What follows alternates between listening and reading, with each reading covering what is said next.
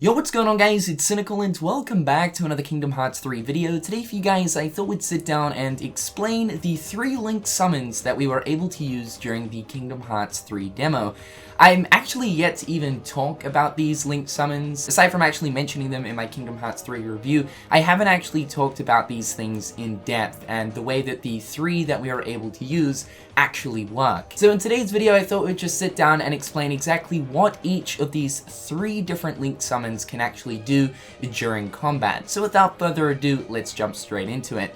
First up is the Wreck-It Ralph summon, which was completely new to that of the demo. Prior to this, we hadn't even seen anything to do with Wreck-It Ralph in Kingdom Hearts 3, but now we know he is in the game as a Link summon. Now his Link summon is actually pretty interesting, and compared to any kind of summon we've seen previously in a Kingdom Hearts game, this has definitely got to be one of the most obscure. So Wreck-It Ralph's abilities are built around building these little block tower thingies. The block towers emit this strange light out of them, which when a Heartless walks into this light, they are automatically stunned. Down the bottom of the screen you can see the available blocks that you can use, and you have a total of 5 blocks to build. At any time you can press triangle to finish, X to build, circle to jump, and square to use a rushing charge attack. The way in which I found the Wreck-It Ralph Link helpful is when you're actually surrounded by a large group of enemies, just simply build a lot of the blocks so that they're kind of caught in this like stun trap, and then after that use your finish. Wreck-It Ralph's finish attack sends him up into the air to come slamming down to break all of the blocks that you've built in the environment space, sending the blocks flying, damaging any enemy that gets hit by the effect. Now surprisingly, he was actually the summon that I used the least within the demo and the one that I found the least helpful, which is quite surprising.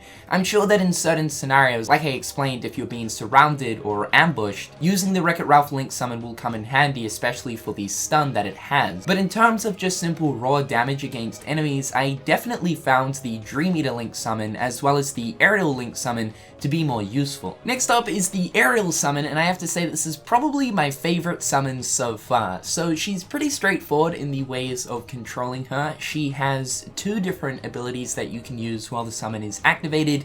One is Splash and the other one is Mermaid Dive. The idea of the Ariel Link summon is to essentially just dip and dive out of the ground. Making contact with any enemies that you come across while doing so will of course inflict damage. To dive out of the ground, you simply press circle, which will send either Ariel or Sora up into the air to then dive back into the floor, which is what you'll be pressing most of the time as the prompt is pretty much constantly on screen. You can also press X to use the splash attack. This is not so much of a high dive like Mermaid Dive, but instead does a small dive out of the ground to create an AoE attack. The idea of Lagoon Showtime is to obviously dive all over the place, but keep in mind as you're doing so, in every point where you dive into the ground, you create this little water spot. By the time you decide to press triangle to activate your final move, all of the water spots you've created by using Mermaid Dive will shoot out water spurts, which visually just looks absolutely amazing, but also at the same time it's very useful from a damage perspective as well, as it's completely up to you where you create these water spurts. Keep in mind that the finisher creates a lot of AoE damage, and hence the reason I actually found her the most useful. And last up is the Dream Eater Link summon known as Wonder Balloon. Now the funny thing about Wonder Balloon is that we could only activate this Link summon during the Olympus demo, that very short demo that only had 1 mob spawn and then of course the Rock Titan fight. Otherwise we couldn't use the Dream Eater Link summon within the Toy Story demo, only the Wreck-It Ralph summon as well as the Ariel summon. So essentially this information is just going off of what I remember. However, thanks to the Spanish Kingdom Hearts wiki, we actually have explanations behind both of the abilities that you can use while using Wonder Balloon. I also didn't manage to capture any footage of me using Wonder Balloon. I only used it once, and that was on my second playthrough of the Olympus demo. By that point my camera was already full of footage from my first 2 playthroughs, so unfortunately we don't have any footage. But what I can say from my experience of using the Dream Eater Link summon is that it basically works the exact same as the Link with Meow Wow in Dream Drop Distance as Sora. The Link from Dream Drop Distance when you're playing playing as Sora when using Meow Wow, essentially just throws Sora on top of the Meow Wow, and from there, you take complete control, bouncing all over the place, creating absolute kawaii doom. The same thing is pretty much present here with the Dream Eater Link summon in Kingdom Hearts 3.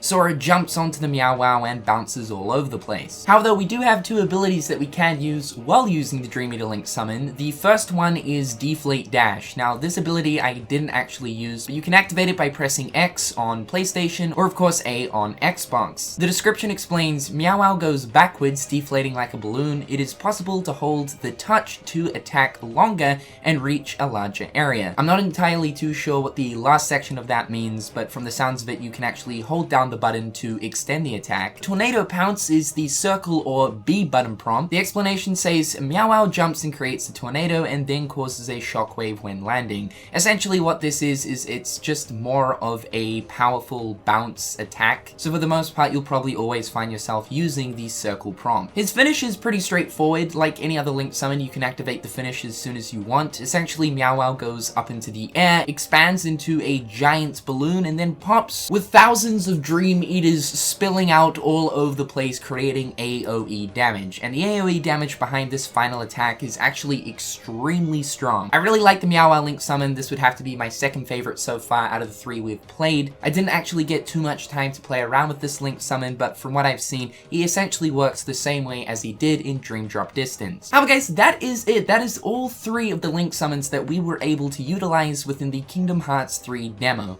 So far, I actually do like the new and improved Link summon system within Kingdom Hearts 3. I think I'll definitely find myself using summons more so in KH3 compared to how often I use them in Kingdom Hearts 1 or Kingdom Hearts 2. Square Enix are really buckling down and making each Link summon feel distinctly different with a different style of play for each summon. And kudos to Square because the gameplay behind each Link summon works so completely differently, where I'm actually to the point where it's like I want to see what the rest of them can do. I just simply cannot wait. However guys, that's all for today's news and information video. In the comment section down below, let me know your guys' thoughts and opinions towards Link summons in KH3, and until next time guys, I'll catch you later. Peace. Hit them on the page, you'll be coming through stain. Gold in my mouth when you suckers be bluffing. Milk crate, gaming up your bitch though. Catch me in the back playing Super Nintendo.